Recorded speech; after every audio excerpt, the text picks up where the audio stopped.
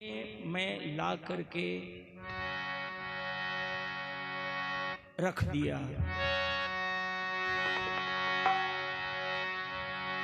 अब गीत का पंक्ति को याद रखिए, मिलाना चाहें तो वो रात गई सो रात गई, वह रात लौट नहीं आई है।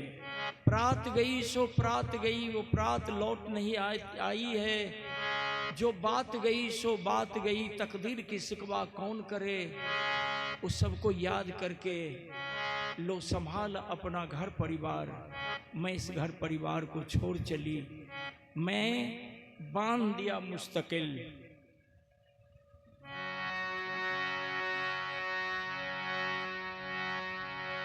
कीर्तन जो मैं गाऊंगा, कीर्तन का सिस्टम को मैं तैयार कर दिया।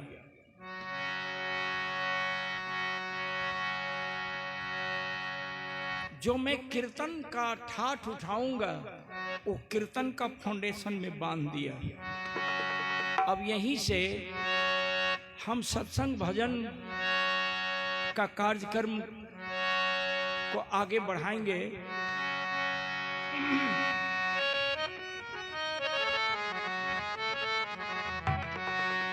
आज नेकी बदी भी सब छोड़ चले, मैं अकेले पड़े के पड़े रह गए। दो पंक्ति और मैं आपको देता हूं, इसको भी आप रख लेंगे।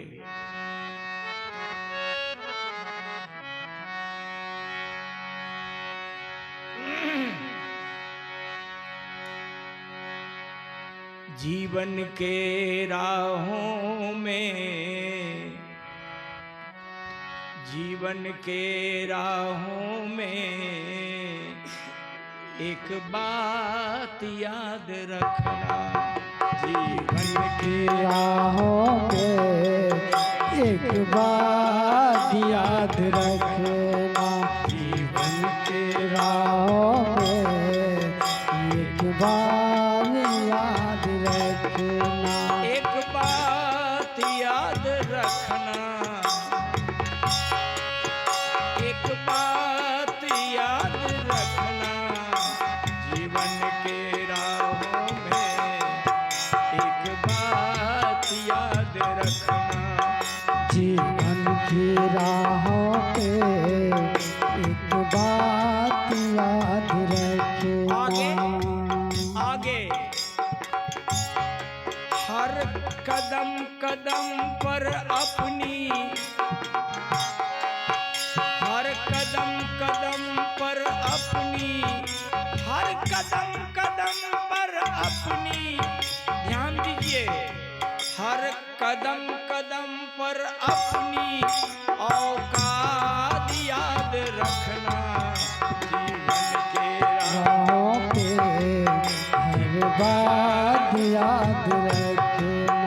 जीवन की राहों पे हर बात याद रखना। बाप दादों ने कहा था कि बेटा जितनी चादर हो उतना ही पांव फैलाना। जीवन का रहस्य छिपा हुआ है इसमें। बेटा जितनी चादर हो उतना ही पांव फैलाना। अगर चादर से ज्यादा पांव फैलाओगे तो तुम्हारे जीवन की चादर फट करके तितिर बितिर हो जाएगी। हर कदम कदम पर अपनी औकात याद रखना। जीवन के राहों पे हर बात याद रखना। जीवन की राहों पे एक बात याद रखना। वेदों का सार है ये, ग्रंथों का ज्ञान है ये। वेदों का सार है ये, ग्रंथों का ज्ञान है ये। वेदों का सार है ये, ग्रंथों का ज्ञान है ये। वेदों का सार है ये, ग्रंथ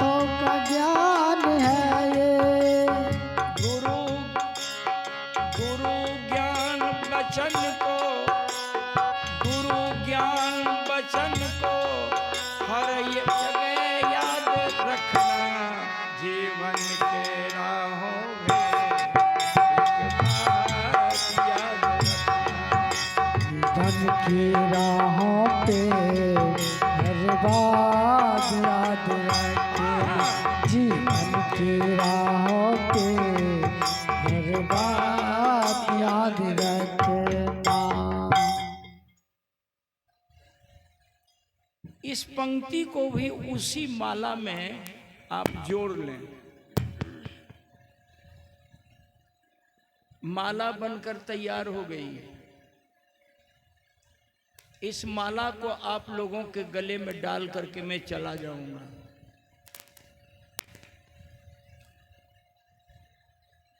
मित्रों, आप लोगों ने हमसे सुनी होगी या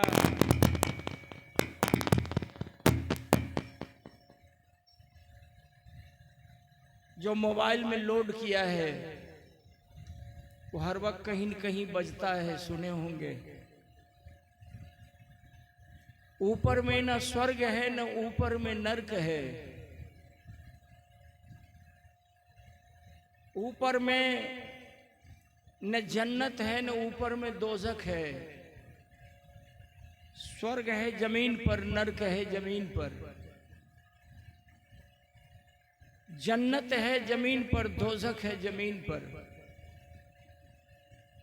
हम अपने बच्चे से कह दिया है कि मैं जब मरूंगा तो स्वर्ग का लोभ मत करना।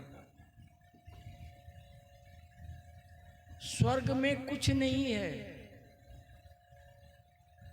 मैं सच बोल रहा हूं, जीते जी यदि मैं सुख और शांति का अनुभव नहीं किया, इस शरीर में रह करके सब दिन दुख भोगता रहा, तो फिर मरने के बाद स्वर्ग और जन्नत है कहां? पोस्टल विभाग में आप लोग चिट्ठी रजिस्ट्री करते हैं। समझाने के ख्याल से बोल रहा हूं। देख रहा हूं कि कुछ युवा लोग भी बैठे हैं इसमें। आपने चिट्ठी लिखी, लिफाफा में डाला, सरकार का रेवेन्यू आपने उसमें साटा, पता लिखा, पोस्ट ऑफिस में जा करके आप दिया, उसका वजन किया। चिट्ठी का भार को देखते हुए वहाँ चिट्ठी भेजने के क्रम में जो खर्च होते हैं आपको जमा करना पड़ा। रजिस्ट्री चिट्ठी आप भेज रहे हो, उसमें एक छोटा सा कागज जिसका नाम है एक्नॉलेजमेंट, एक कागज आप नथी कर दिया, उसमें पता लिख दिया, चिट्ठी डिस्पैच कर दिया स्थानीय डाकघर। आपकी चिट्ठी जा रही है, जिनको चिट्ठी पाना है उस अगल बगल के डाकघर में चिट्ठी गई, डाक बाबू उसे स्वीकार किया, रजिस्टर मेंटेनेंस किया, और जिनके हाथ में चिट्ठी जाना है पोस्टमैन को दिया, चिट्ठी लेकर के चला। कै बज करके कै मिनट में पोस्टमैन आपके हाथ में चिट्ठी दिया, वो आपसे लिखवा लिया, तिथि भी लिखवा लिया, नाम भी लिख दिया आप, और कै बज करके कै मिनट में आप चिट्ठी तामील किया, वो भी आप लिख दिया। फिर आप दस्तखत कर दिया, किस पर? एक्नॉलेजमेंट पर। अब छोटा सा कागज का टुकड़ा चिट्ठी प्राप्त करने वाले का दस्तखत कराकर सबूत लेकर लौट रहा है। फिर आया पोस्ट ऑफिस और प्यून पहुंचा दिया एक्नॉलेजमेंट उस आदमी के हाथ में जिसने चिट्ठी भेजी थी। ध्यान दीजिए, वो कागज का छोटा सा टुकड़ा पक्का सबूत लेकर के आया है कि जिसको चिट्ठी भेजा था हम उसके हाथ में चिट्ठी देकर उससे दस्तखत करवाकर हम आए हैं। ये पक्का सबूत है कि जिसको आपने रजिस्ट्री भेजी थी उसके हाथ में रजिस्ट्री दे करके मैं लौटा हूं। लेकिन भैया, जितने लोग मर करके हर परिवार के तरफ से गए हैं ऊपर, सबों का श्राद्ध कर्म कराने वाला कराया, सबों को के मृत शरीर से प्राण के निकल के बाद उस प्राण को कहो, रूह कहो या आत्मा को कहो, अगर स्वर्ग पहुंचा दिया, वैकुंठ पहुंचा दिया, उसका कोई पक्का सबूत नहीं मिला आपको। अगर सबूत मिला हो तो आप लोग अपने मन में विचार कर लीजिए, लेकिन कभी पक्का सबूत नहीं मिला कि मरे हुए व्यक्ति स्वर्ग गए या नरक में गए, जन्नत गए या दोजख गए। लेकिन फिर भी आप विश्वास कर रहे हो। आपका विश्वास अज्ञानता के अंधेरी रात में भटक रहा है, और भटकाने वाला आप ही के समाज का एक मुट्ठी आदमी है। ये कहां की बात है दोस्त? विचार करो। अगर कर्म प्रधान विश्व करी राखा, जो जस करही तस फल चाखा, ये बात सही है। अगर गीता की कही हुई बात सत्य है कि कर्म किए जा फल की आशा, हमको तो यहां भी भेद बुझाता है कि कर्म करो फल की आशा मत करो। कर्म किए जा फल की आशा मत करना इंसान, ऐसा नहीं होना था। लेकिन हम अपने घर की पूंजी साल में 2 बार खेत में लगाते हैं, और निराशा तब होती है, कभी दाही होती है, कभी जाड़ी होती है, फिर भी हम खेती करना छोड़ते नहीं हैं। तो मैं आपसे निवेदन कर रहा था, गीता कहती है कि कर्म किए जा फल की आशा मत करना इंसान, जैसा कर्म करोगे, अब संपुष्टि आ गई, जैसा कर्म करो वैसा फल देंगे भगवान। यह है गीता का ज्ञान। तो मित्रों, आप जीवन भर कुकर्म करो, क्षमा करेंगे अगर ऐसा करने वाले लोग कोई होंगे तो उनको थोड़ा कष्ट होगा। जिंदगी भर दूसरे की जबरदस्ती जमीन जोतो, दूसरे के इज्जत के साथ जीवन भर खेलते रहो, गांव समाज का शोषण दोहन करते रहो, किसी के घर की तरक्की हो रही उसके तरक्की के साथ खेल जाओ, अपने स्वार्थ सिद्धि के लिए लोगों की गर्दन कटवाते रहो,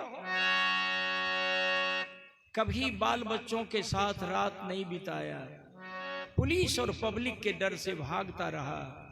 ऐसे लोग भी मरते हैं तो अपने समाज के पंडित लोग, ब्राह्मण लोग उस व्यक्ति की आत्मा को शांति दिलवाते हैं, स्वर्ग दिलवाते हैं।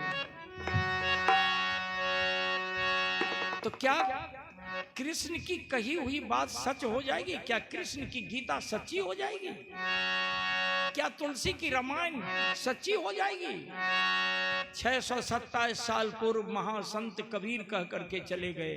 ध्यान देना आप लोग कि कबीर कमाई अपनी, चोरी का धन लेकर के आप रास्ता में जब चलेंगे तो पुलिस और पब्लिक दोनों से डर लगेगा।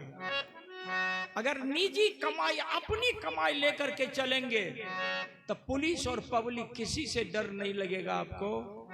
छीना छोरी करने वाले से थोड़ा डरेंगे आप। कबीर कहा कि कबीर कमाई अपनी, कभी न निष्फल होए, रोपे पेड़ बबूर का, आम कहां से होए। इसलिए प्रकृति के अदालत में क्षमा नाम की कोई चीज नहीं है। क्षमा नाम की कोई चीज नहीं है। मैं बोल रहा था, ऊपर में न स्वर्ग है न ऊपर में नरक है, स्वर्ग है जमीन पर, नरक है जमीन पर। अच्छा आप देखिए, आपके पास 50 बीघा जमीन है, आपको 2, 4, 5 लड़के बच्चे हैं, सभी बहू घर में हैं, पोता पोती बेटी नाती दमाद से आपका परिवार भरा पूरा है। लेकिन रात, शाम के समय और सुबह के समय रोज झंझट होता है। शाम में रोज गाली गलौज होता है, भाई भाई में, पति पत्नी में, बाप बेटा में, सास पतोह में। क्या उतनी जमीन होने के बाद, संपत्ति होने के बाद आप महसूस कर रहे हैं कि उस घर में स्वर्ग है या शांति है?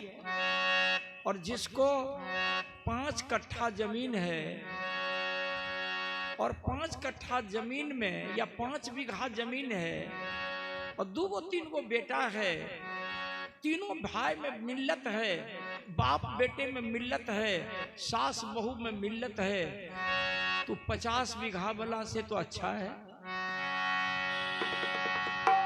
जिसको 5 बीघा जमीन नहीं है, जो रोज दिन कमाता है, खाता है, और कभी पति पत्नी में लड़ाई झगड़ा नहीं, कभी बाल बच्चा से तनाव नहीं, तो सुख शांति तो उसी जगह है।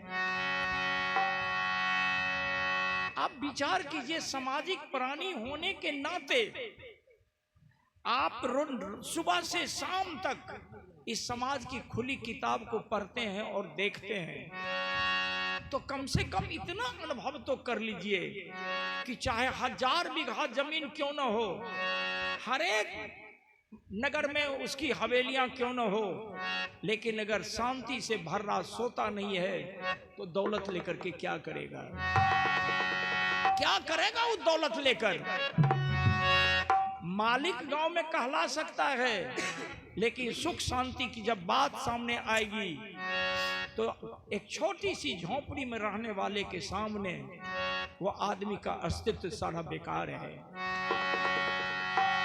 आओ दोस्त, हम इसी बातों का साक्ष्य देता हुआ हम कुछ और आगे कहना चाह रहे हैं।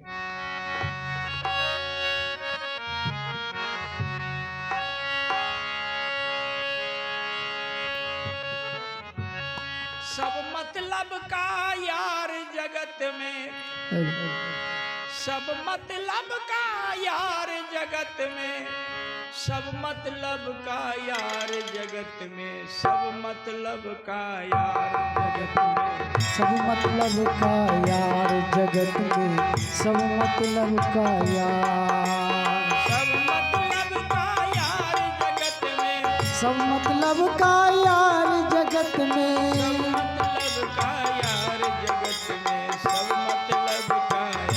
जगत में सब मतलब का यार, जगत में सब मतलब का यार। आप शहर बसा लीजिए,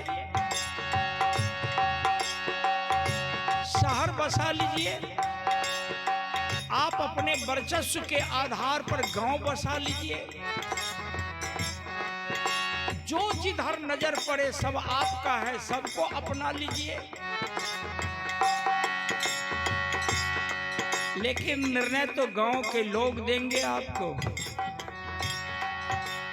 सामने में आपके डर से प्रणाम करेंगे, और जब आप आगे बढ़ जाएंगे तो पीछे से वही प्रणाम करने वाला गाली देगा।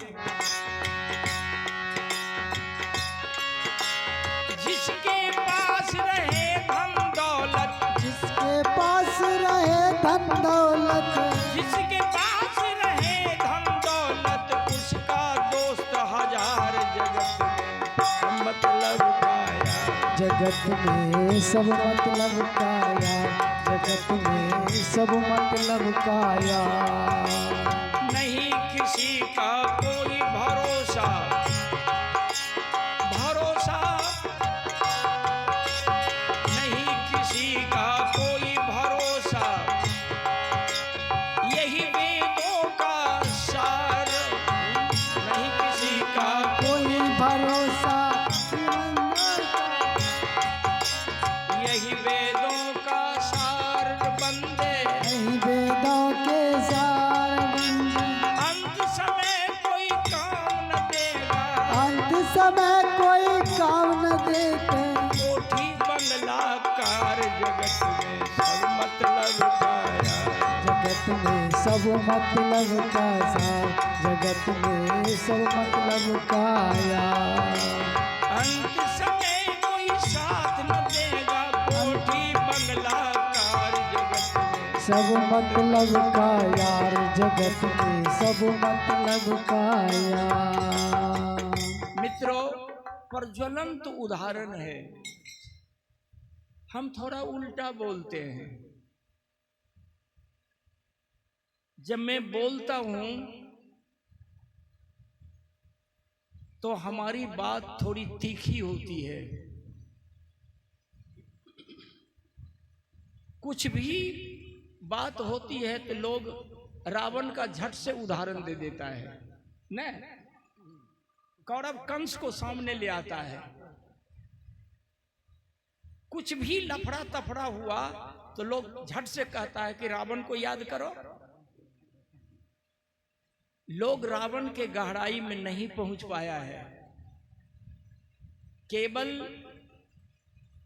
तुलसी ने जो रामायण दी है, उस रामायण को पढ़ने के बाद आप रावण को राक्षस मान लिया। लेकिन वही तुलसी रामायण में लिखा उत्तम कुल कुलहस्त कर नाती, उत्तम कुल कुलहस्त कर नाती। रावण की मां कैकसी,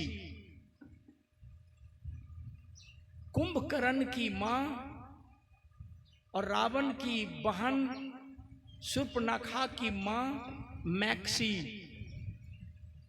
रावण की सौतेली बहन थी शूर्पणखा। तुलसी ने, ध्यान दीजिएगा, पढ़े लिखे लोग भी हैं, तुलसी ने रावण को राक्षस क्यों माना?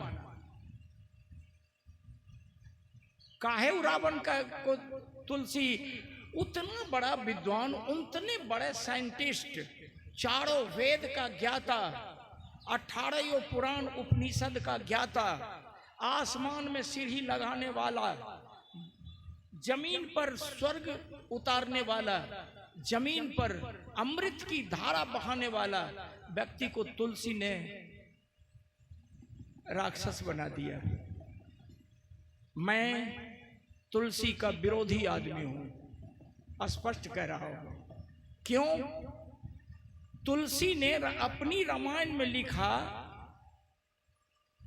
जे वर्ण अधम तेली कुम्हारा, असुपच किरात कौल कलवारा। एक ही रामायण की चौपाई में भारत के आधा जनरेशन को गाली दे दिया, अधम कह दिया। ध्यान देना आप लोग,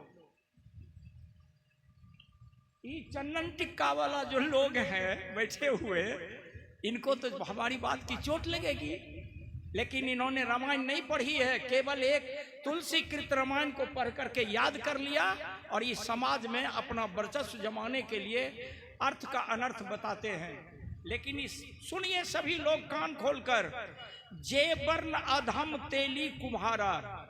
तुलसी के दादी, तुलसी के नानी, तुलसी के माय, तुलसी के परिवार में, तुलसी के बहन, तुलसी के फुआ, तुलसी के फुफ्फा, तुलसी के परिवार के कुटुंब संबंध के लोग उस जमाने में तेली का तेल नहीं खाया होगा क्या?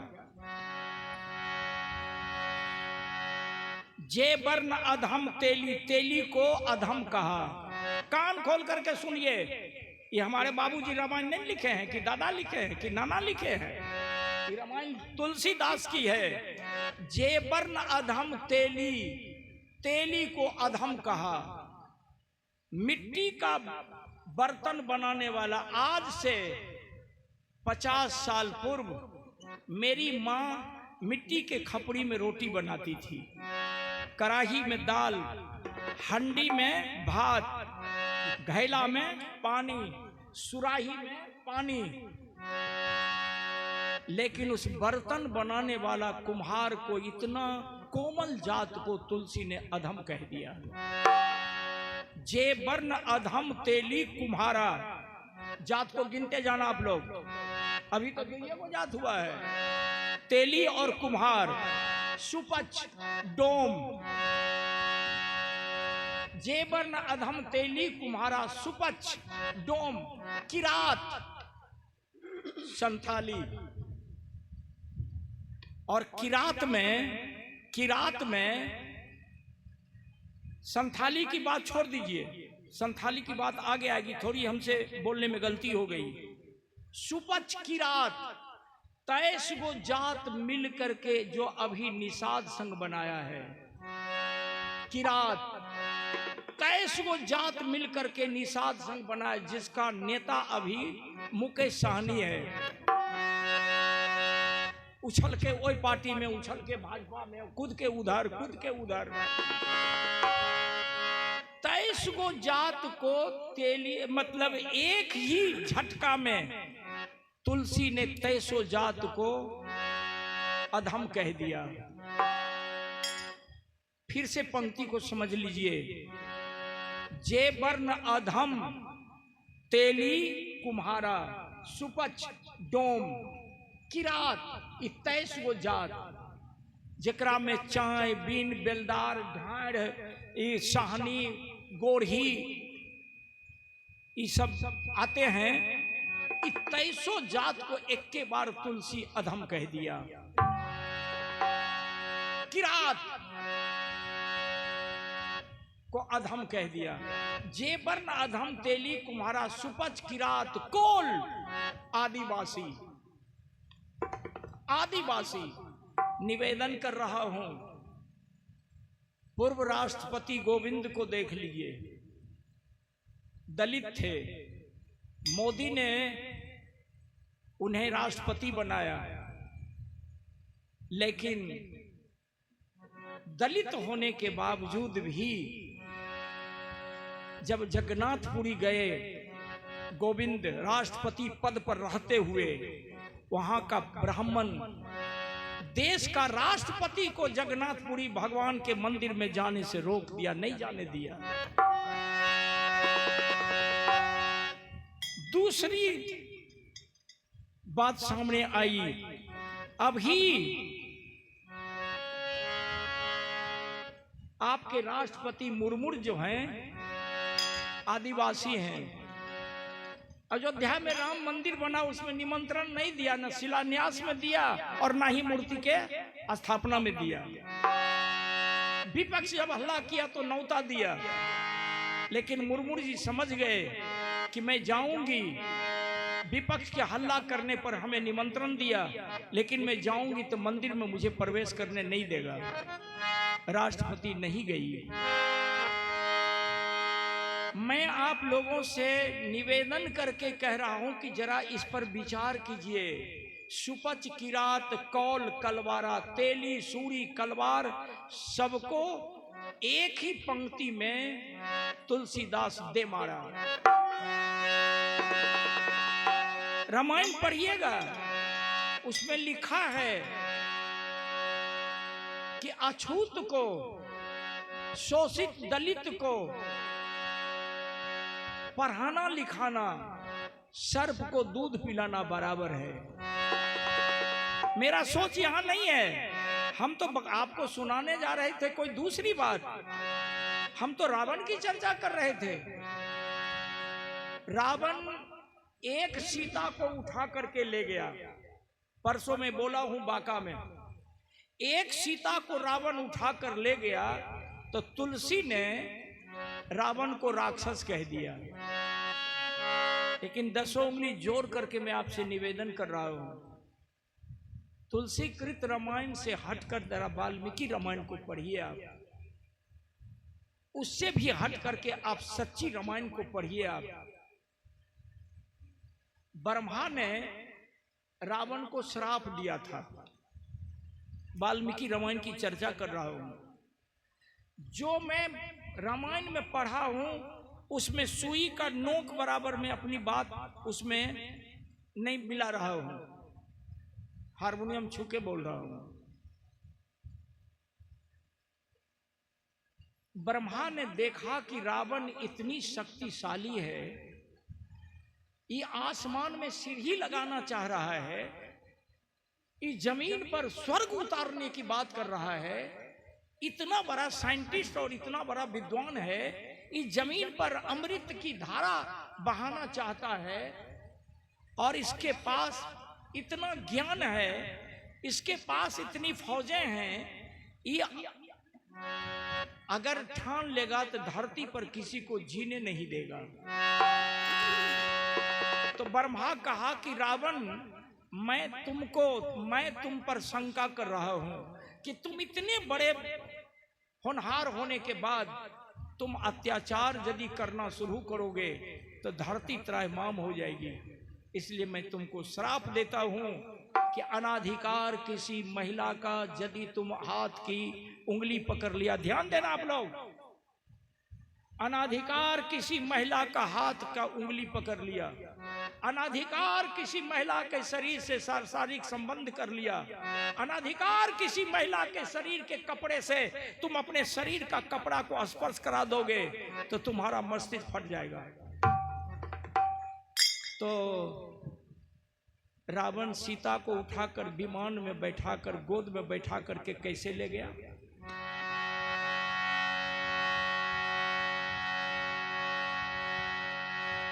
बोलो ना चंदन मला बाबा, कैसे ले गया? हम आपका परिवार का हैं, आप हमारे परिवार का हो, इसलिए मैं खुल्लम खुल्ली बात कर रहा हूं। ब्रह्मा का श्राप था, लेकिन ये भी बात को हम दरकिनार कर रहे हैं। हमारा प्रश्न है कि तुलसीदास ने रावण को राक्षस क्यों कहा?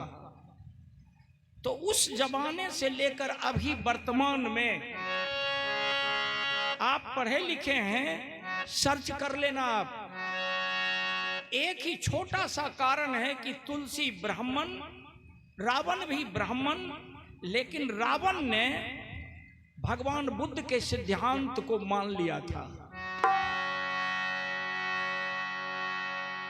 ध्यान दीजिएगा, जनरल मास के समझ से बाहर की बात है। रावण बौद्धिक थे, लंका में अभी भी 70% लंका में लोग बौद्धिक है।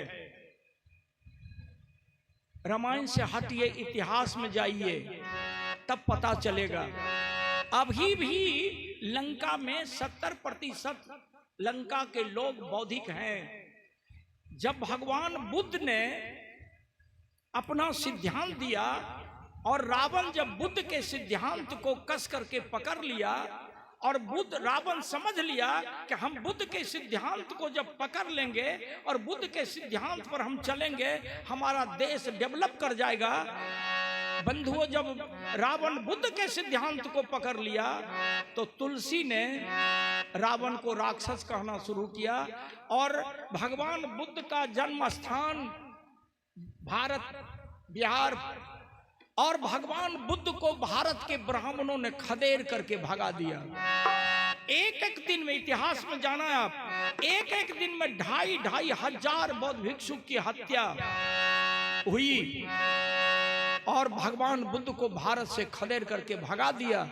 अगर भगवान बुद्ध को भारत से खदेड़ करके भगाया नहीं जाता, आज भी हमारा देश भारत दुनिया के मानचित्र पर होता। लेकिन आज भी हमारा देश मंदिर और मस्जिद में जूझ रहा है, हमारा देश हिंदू और मुसलमान में जूझ रहा है, हमारा देश गोबर और गाय में जूझ रहा है, हमारा देश भारत और पाकिस्तान में जूझ रहा है, हमारा देश नीच और ऊंच में जूझ रहा है। मित्रों, तुलसी ने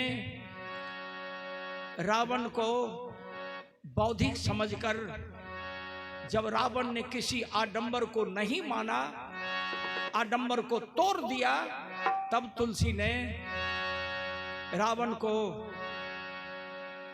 राक्षस कह करके पुकारना शुरू कर दिया। आइए समझने की कृपा कीजिए। भगवान बुद्ध का सिद्धांत अगर भारत में लागू हो जाता तो पाखंडियों का पाखंड जड़ से मिट जाता।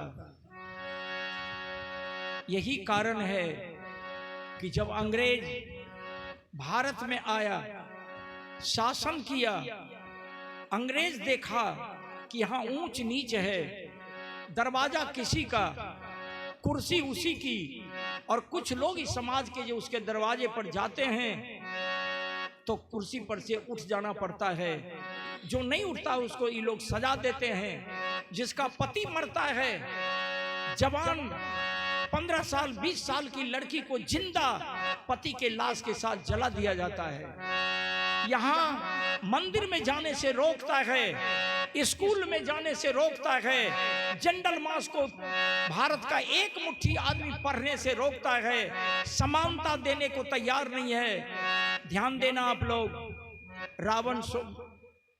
अंग्रेज सोचा कि नहीं, भारत के लोगों को पढ़ाने की व्यवस्था करो, समानता दो, नौकरी में हिस्सा दो, हर एक जगह बोलने और बैठने का अधिकार दो। पता है आपको अंग्रेज को भगाने का जाल किसने तैयार किया? बाल विवाह को समाप्त करने की साजिश किया, बाल विवाह को समाप्त करने का रूट बनाया अंग्रेज ने। हम इतिहास पर बोल रहे हैं, भारत के संग्रहालय में दुनिया का इतिहास रखा हुआ है, हम रात दिन पढ़ते हैं। भारत के एक मुट्ठी ब्राह्मण जाति के लोगों ने सोच लिया कि अंग्रेज अब सबको पढ़ा लिखा कर ये कर देगा, विद्रोह खड़ा कर दिया। पहला साजिश है अंग्रेज को भगाने का, और अंग्रेज को भगाने का पहला साजिश यहाँ के ब्राह्मणों ने, सवर्णों ने किया। महात्मा गांधी का मदद लिया, कुछ जवान मारे गए, और जब जवान मारा गया अंग्रेज के हाथों तो भारत का लोग बर्दाश्त नहीं किया। अंत में क्रांति शुरू हो गई, अंग्रेज को भगाया, और अंग्रेज को भगाने के बाद इस जाति के लोगों ने हम लोगों के पूर्वजों पर शिकंजा कस दिया। इस जाति के लोगों ने हमारे पूर्वजों की बहू बेटियों के तन पर कपड़ा पहनने पर रोक लगा दिया। इतिहास पढ़ना आप, कमर से नीचा कपड़ा पहनने का अधिकार दिया और कमर से ऊपर कपड़ा पहनने का अधिकार नहीं दिया। एक फिल्म बनी है, वो फिल्म बिल्कुल 100 में 100% कलाकारों ने सही बनाई है। वो फिल्म का नाम है सुद्रा फिल्म। हर व्यक्ति के हाथ में मोबाइल है, सुद्रा फिल्म आप फिल्म जरूर देखो आप।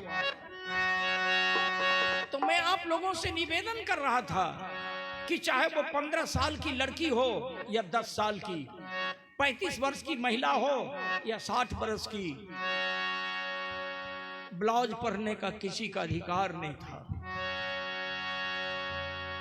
इतने पर नहीं छोड़ा है, हाथ जोड़कर निवेदन कर रहा हूं, ये मत सोचना कि मालिक यादव ब्राह्मण जाति का शिकायत कर रहा है। इन लोगों का पूर्वजों ने कितना अत्याचार किया हम लोगों के पूर्वजों पर। जिस महिला का स्तन बड़ा था फीता से नाप करके उस पर उतना टैक्स लगाता था, जिस महिला का स्तन छोटा होता था उस महिला के ऊपर टैक्स कम लगाता था। लेकिन आज इतना लड़ाई लड़ने के बावजूद, ध्यान देना, इतना लड़ने के बावजूद हमारे पूर्वजों ने लड़ करके इन लोगों से जनेऊ की ताकत छीना। बूढ़ा पुराण से पूछिएगा, लखीसराय में जनेऊ के लिए महाक्रांति हुई थी, पूरे देश का जादव जुटा था। ब्राह्मण और भूमिहार शूद्र के कांधे पर से जनेऊ तोड़ देता था। कम से कम हमारे उम्र से 100 बरस 90 बरस के जो बूढ़ा होंगे उनसे बैठ करके पूछो आप, बहुत बड़ी क्रांति हुई। पूरे देश के कोने कोने से जादव आया था लखीसराय, एक लाठी और 1 रुपया लेकर। अंग्रेज का प्रशासन में अंग्रेज की गोली चली, एक जादव का लड़का मारा गया। मारने वाला अंग्रेज सिपाही लाश के निकट बैठ करके बहुत रोया था। इतिहास पढ़ना आप, उस समय अंग्रेज का, ब्रिटिश सरकार की सिपाही ने जादव को मदद किया था। तो मैं आपसे निवेदन कर रहा हूं कि आज इतना बड़ा युद्ध करने के बाद, इतनी बड़ी लड़ाई लड़ने के बाद, जब आज देखता हूं कि तन में बहु बेटियों को ब्लाउज लाने के लिए संपूर्ण तन में कपड़ा पहनने का अधिकार इतनी बड़ी लड़ाई लड़ करके लिया, लेकिन आज हमारे घर की बहु बेटियों के तन पर दिन प्रतिदिन कपड़ा कम होते जा रहा है, दिन प्रतिदिन कपड़ा कम होते जा रहा है।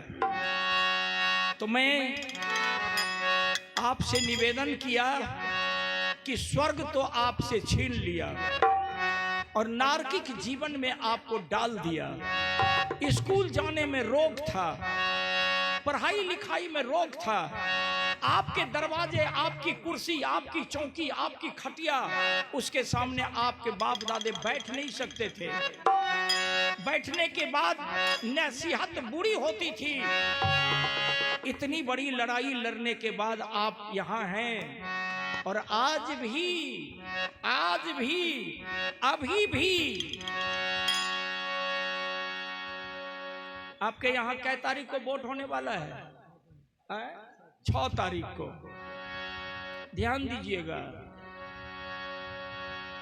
चारों तरफ से बिहार की कुर्सी छीनने के लिए गजब का जाल तैयार किया है। इस सत्संग के मंच पर बोलना नहीं चाहिए, लेकिन मैं बोल देता हूं। चारों तरफ से कुर्सी छीनने के लिए इस सवर्णों का जाल फैला चुका है। ध्यान देना आप लोग। 15 बरस लालू राज किया और 20 बरस नीतीश। किसी के दिल दिमाग में ये बात नहीं होगी, मैं आपके दिल दिमाग में ये बात डालने जा रहा हूं। 35 बरस के लंबा दौर में इस बिहार का राजपूत, भूमिहार, ब्राह्मण लालू और नीतीश का पिछलगवा बनकर के रहा है।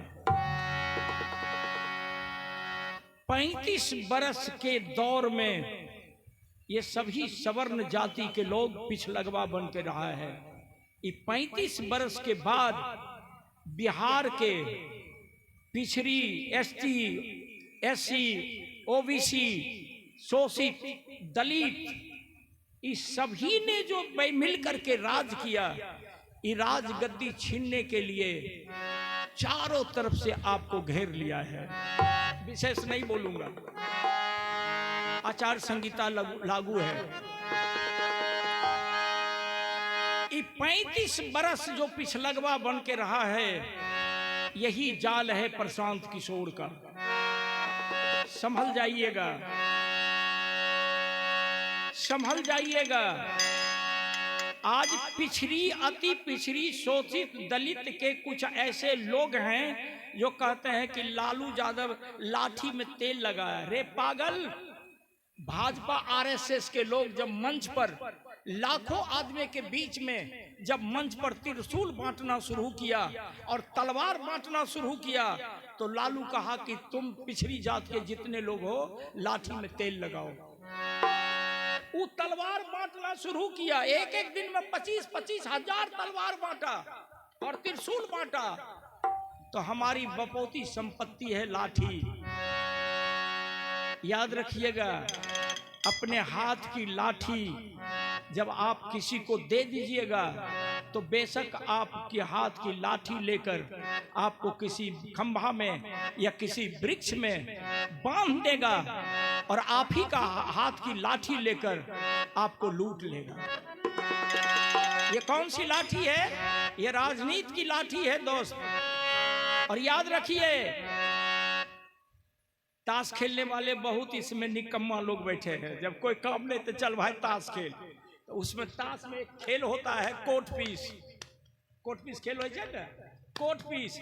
और कोट पीस में दुग्गी को तिग्गी काट लिया, तिग्गी को चौवा, चौवा को पंजा, पंजा को छक्का, छक्का को सतवा, सत्ता को अट्ठा, अट्ठा को नहला, नहला को दहला, दहला को गुलाम, गुलाम को बीवी, अब बीवी को बादशाह। एक दूसरे का काट तैयार है अभी राजनीति में।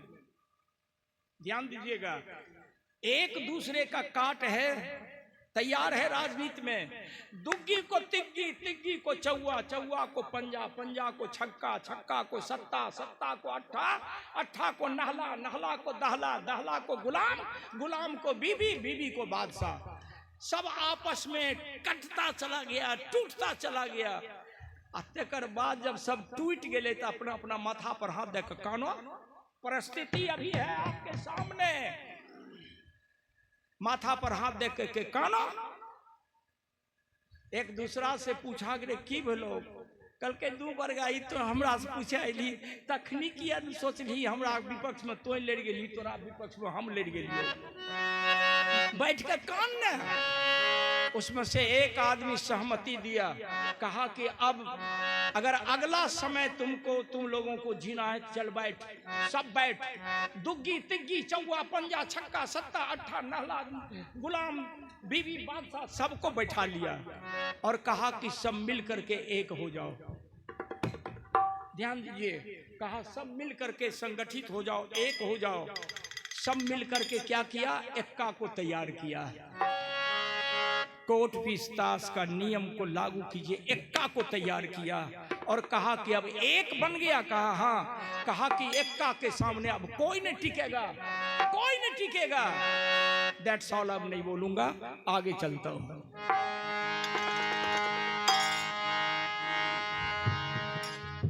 एक्का को तैयार करके कहा कि संगठित हो गया, अब एक्का ऑलराउंडर हो गया, सब मिलकर के एक बन गया, शक्ति एक हो गई। अब चल धुन। दोस्तों,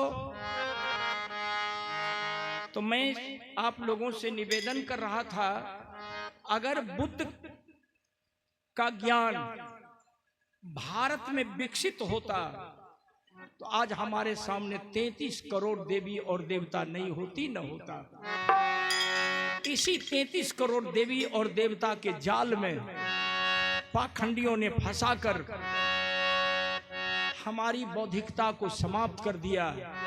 जिस मां ने 9 महीना तक गर्भ में रखी, जन्म दिया, दूध पिलाई, हड्डी पथरी सीधा किया, भरपेट नहीं खाकर अपने बच्चे को गर्भास्थान में रख करके खिलाई, उस माँ को आज हम अगरबत्ती दिखाने के लिए, आरती दिखाने के लिए तैयार नहीं है। और ये पाखंडी जी ने जो मिट्टी की मूर्ति बनवाई, उसको हम गाय का घी और रुई का बत्ती देकर के सुबह शाम आरती दिखाते हैं और अपनी माँ को लात मारते हैं। जिस पिता ने जन्म दिया, बाहों में झुलाया, गाय भैंस चराकर, नौकरी चाकरी करके, मालिक का हरवाही करके, भरण पोषण करके हमको जवान किया, उस पिता को आज हम धक्का मार रहे हैं और मिट्टी के मूर्ति बजरंगबली के मंदिर में जाकर हम पूजा कर रहे हैं, घंटी डुला रहे हैं।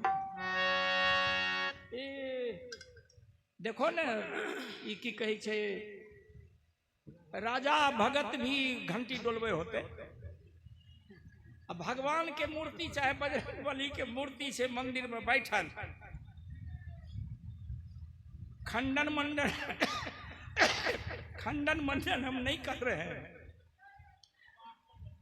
हम केवल अपना विचार दे रहे हैं। जरा सोचिए, भगवान की मूर्ति या कोई देवी देवता की मूर्ति रखी हुई है और हम आदमी हैं, हम आदमी हैं। अच्छा, एक बात होता है, गोर लागे छो गोसई हो ने, हम बड़ी खराब बात बोलल जा रही है। 25 गो मट्टी के चूहा बना के रख दो, अब 25 गो मट्टी के खरगोश बना के रख दो। मट्टी के चूहा पर बिल्ली वार करता है, कोई बापू बोले नहीं छो। अरे खिस्सा सुनबो, हो कहबो तब न मजा आए तो जी। 25 गो मिट्टी के चूहा बना के रख दो, वो बिल्ली ओकरा पर कभी वार नहीं करते। बुझ रहे कि हमरा लायक नहीं छे, हमरा उपभोग के चीज नहीं छिके, नकली छिके। ध्यान दीजिए।